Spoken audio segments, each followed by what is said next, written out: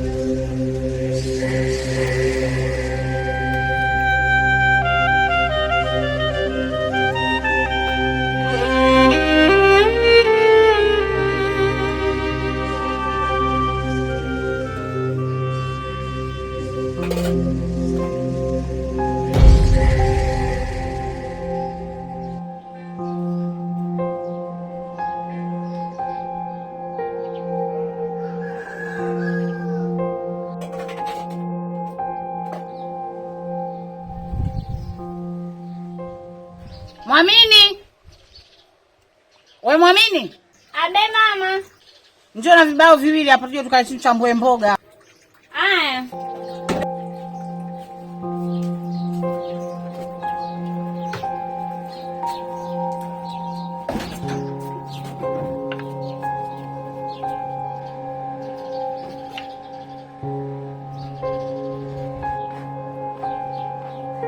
Mimi nataka kuchaji.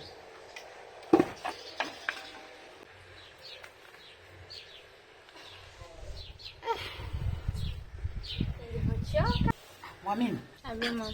Na wewe kwani unanikalia mbembe, njoo kae huko. Ndio mama kinakaliwa gaidi. Bao sio hivyo. Hivi. Nifundishe tena mwanao. Mwamini. Nakwenda kuchambua mboga. Lakini nimekuta kuna lingine la muhimu. Lipi tena mama? Sawa. Unauliza vizuri. Mwanangu kusoma. Unaona leo hujaenda shule? Lakini mama, sio kwamba sitaenda shule, sima kusudi. Nimeamka kama hivyo. Majumbo hayapo machafu, nguo kama hivyo. Sasa nimeona mama yangu, yani nikikuachia kazi kama hii yote utamaliza saa ngapi? Nimeona nikusaidie. Hivyo nimeona umeamka, umechukua tungo, umeenda zako kuchuma uko mboga, hujakunywa hata chai mama. Sawa mwanangu. Moyo wangu unapenda wewe kusoma. Nione mimi mama yako. Muone kaka yako afanani kabisa.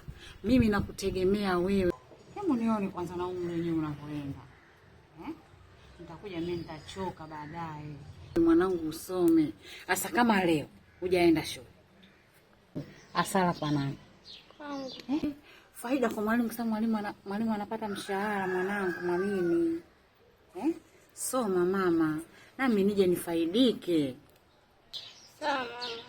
Lakini sasa wewe unanitia moyo tu hivyo. Sipendi yani mamangu mimi unateseka. Mimi nasoma mama. Lakini ndo kama hivyo. Mimi hata nikiwa kwa shule nakuwa hata sina amani. Ona sasa Mwamini, mambo gani unafanya mwanangu, unataka kunilia? Usilie kwanza. Achukue kitu ndani jikoni kule. Achukue kitu Mwamini, usilie. Usilie mwanangu. Achukue kitu. Mimi naumia.